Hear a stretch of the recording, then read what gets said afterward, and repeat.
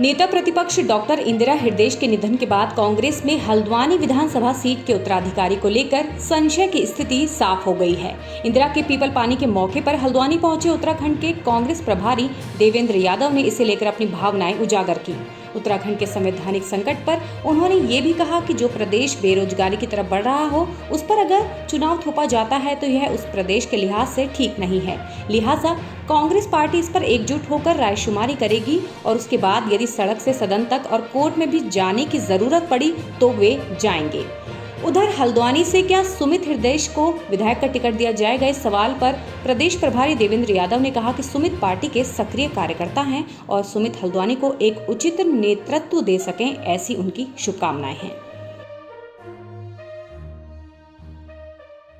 Bharatiya Janata party और भ्रष्टाचार, मैं समझता हूँ कि आज पर्यायवाची हो रहा है। एक ऐसी आस्था का मुद्दा जो हमारे सामने अभी आया है, उसमें भी भ्रष्टाचार जिस तरीके से सामने आया है, टेस्ट हुए नहीं और उनके बिल रेज कर दिए गए, टेस्ट हुए नहीं उसके बिल पास कर दिए गए।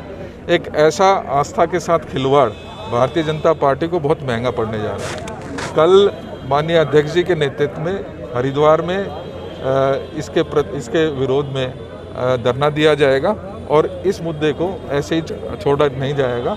हम लगातार इसके ऊपर संघर्ष करेंगे और जो कल्प्रिट हैं उनको जब तक जेल नहीं पहुंचा दिया जाएगा तब तक कांग्रेस इस बारे में संघर्ष करेगी। उपचुनाव सीएम का नहीं हो सकता और उनका 6 महीने का जो समय है वो सितंबर में पूरा हो रहा है। ये बात सही है कि कॉन्स्टिट्यूशन में स्पष्ट रूप से आर्टिकल 151A में अंकित है कि 1 साल के अंदर यदि कोई जनरल इलेक्शन के 1 साल के अंदर यदि कोई वैकेंसी क्रिएट होती है तो उस पर चुनाव नहीं किया जाना चाहिए।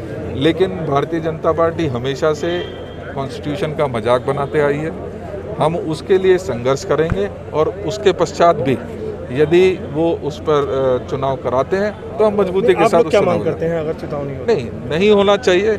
इस स्टेट पर एक ऐसा स्टेट जो आज बेरोजगारी की तरफ धकेल दिया गया है, एक ऐसा स्टेट जहां पर महंगाई चरम पर है, ऐसी स्टेट पर बिना ज़रूरत के अगर चुनाव थोपा जाता है जिसमें पब्लिक एक्सचेकर से खर्चा किया जाता है, ये निश्चित ही गलत बात है और कॉन्स्टिट्यूशन के विरुद्ध है। तो हम लगातार उसके लिए पहले चर्चा करेंगे, बात करेंगे और अगर हमें सड़क पर कोर्ट में इसका विरोध करना पड़ेगा तो हम करेंगे। निश्चित ही एक स्वाभाविक जो हमारे यहाँ पर, क्योंकि जो जगह खाली हुई है उसमें भाई सुमित जी जो परिवार के सक्रिय राजनीतिक हमारे मेंबर भी हैं, बहुत मजबूत साथी भी हैं, आने वाले समय में हल्द्वानी को एक अच्छा उचित नेतृत्व दे सकें, ऐसी मेरी शुभकामनाएं भाई सुमित के साथ।